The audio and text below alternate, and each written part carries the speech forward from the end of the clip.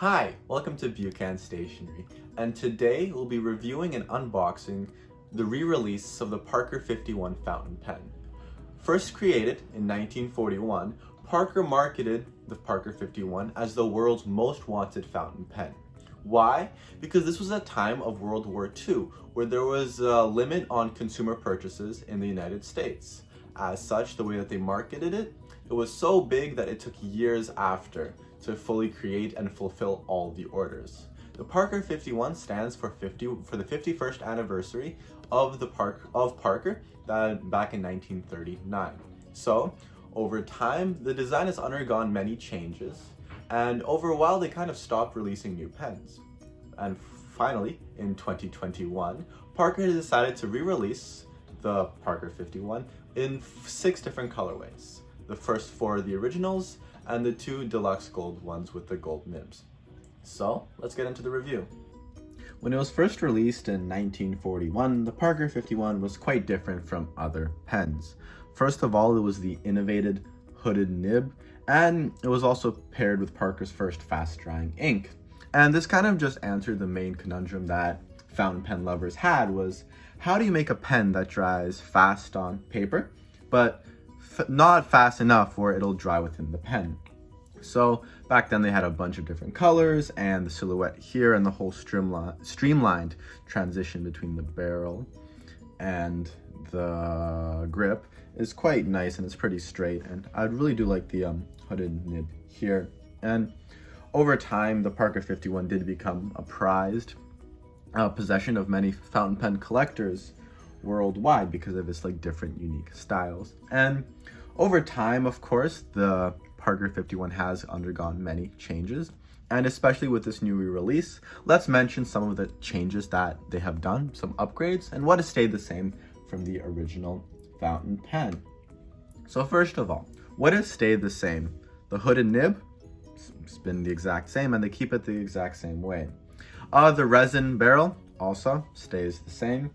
And of course, the cap jewel that is always legendary with Parker still stays the same. So, what have they upgraded? First of all, they've upgraded the screw cap and just made it a lot better, more airtight, and the whole fitting of the fountain pen. What else have they modernized? They've modernized the clip length and the refill system so they can, get with the times and create a stronger fountain pen, and one that is matching with the technology that we have today. And finally, let's look at the different colors. So first of all, we have the core and we have the deluxe. So let's look at the deluxe. Here you see the deluxe plum. Next up, we have the deluxe black. And these 2 pens feature an 18 karat gold nib. And now let's go check out the core pens. So first of all, we have, the core pens, there's 4 different colors, and they feature a stainless steel nib. Here we have the teal blue. Then we have the burgundy. Then we have the midnight blue. And finally, we have the black. So let's compare the 2 black ones here, the core and the deluxe, side by side. So first here, you can see the main difference is just the coating, right? One is gold, while the other one is more silver. And of course, you have the gold nib here versus the stainless steel nib here. So once we've got all the logistics out of the way, let's get to unboxing and reviewing the pen. So let's start with the unboxing. So here you go. You have your typical Parker box with the inscription here about the Parker Fountain Pen Company. And now we open up, and here we've got the pen. Now let's see what else is here. Let's take this underneath. And here we have 2 cartridges, one black, one blue. That's pretty great. Let's open up the pen and see if they included a converter. Quickly uncap that there. And by the looks of it, they did include a converter, which is awesome. It's an expectation, to be honest. This is this pen goes over $300. So I would expect a converter to come with. Very simple, but yeah, seems pretty cool. Let's close this up now. And yeah, that's pretty simple, pretty straightforward of what's in the box. So let's get into the review. For the purpose of this review, I'll be using the Maruman Nemesis B5 notebook paper. If you guys watched our previous videos, you've always noticed I've been mainly using this type of paper. For me, it's my favorite. I take plenty of notes with it. I don't see any problems. No feathering, no bleeding. Everything's great. Dry time's great. Overall, if you're looking for a pen, if you're looking for a notebook to match with your fountain pen and ink, I would highly recommend Maruman Nemesis. The ink I'll be using today will be the Kyo no Oto Sakura Nezumi, and it's kind of translates like cherry blossom and mouse. This is kind of like a purple gray ink, and inspired by cherry blossoms under gray cloudy skies. There's many different colors in the ink, and especially in wider nibs, you can notice the wide variety of colors and pigments that this ink has. There is some sheen, there's shading, and the color is pretty deep, and it does take a little bit slowly to dry, but overall it's a great ink. So I'm excited to test it out and match it with the Plum Deluxe. So as always, I like to draw with my fountain pen off. So let's get started here. Oh, right away. Yeah, I love the gold nib. It's really smooth writing right away. The ink is a beautiful, like, moody purple. It's kind of reminiscent me of the Kyoiro Soft Snow of O'Hara, but I think it's a little bit lighter. Here the ink dries pretty quickly, but let's see how it goes. Overall, yeah, it's really comfortable. The balance of the pen is really nice. The thing with the nib here, the 18 karat nib, is I was testing out the stainless steel nib, and the difference is actually quite astronomical.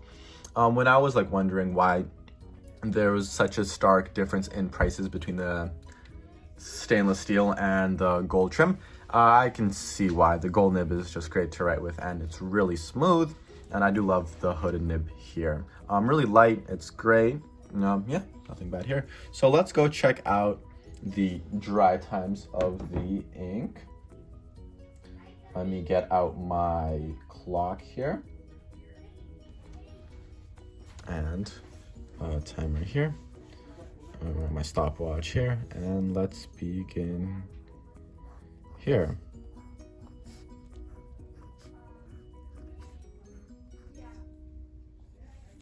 That's 5 seconds. 10 seconds, 15 seconds, 20 seconds. So I think it's around 25 seconds. The dry time here, a bit 20-25. Do remember that this is on high quality fountain pen paper. And if you look to the other side, there's actually no bleed through at all, no show through. So that's kind of like the difference wise. It does take a little bit longer to dry, but it's still pretty good. If you go on like 5-star paper, which again, I would never recommend. I do not like writing on it, but that would dry within seconds. So this is quite typical of what you would expect in most Kyo no Oto inks. But yeah, those are my final few thoughts on the pen. I do love the writing. Yeah, the pairing of the color was pretty nice. I'm pretty happy with that. Not many complaints with this pen overall. I love the resin barrel, pretty comfortable, and if you just close it all up, it's a pretty sleek design, and I'm really happy Parker decided to re-release the Parker 51. So that sums up our review of the Parker 51 fountain pen. Overall, I'm pretty happy with it. I have been trying out more gold nibs and 18 karat with the Parker 51 and the 21 karat, I think it was with Sailor. I've been beginning to kind of just write with more gold nibs, and it's just stunning. It's great, and yeah, I'm starting to see the different ranges of the fountain pen prices, and I'm pretty happy with that. Another really cool tidbit, I think, is just the year 2021 that it has been for fountain pen re-releases. So earlier on in, like, I think it was February, we saw Lamy release their Safari, Terracotta, and Savannah Green, which was a great 40th anniversary. And I'm really happy to see Parker doing the same thing with their own Parker 51. It's a legendary pen. It was a collector's, it's a great thing, and it was one of the best-selling pens for years. So it's really nice to see them bring it back here. And they also have a very affordable option here, which I think is only for $140. It should be a great deal too. Of course, the rating is just nothing compared to like the gold, but it's still pretty sizable. And when it comes to stainless steel nibs, it's pretty solid. But yeah, that kind of sums up our whole review. Thank you for watching. Don't forget to like, comment, and subscribe. And until next time, thank you for watching. This is Buchan Stationery.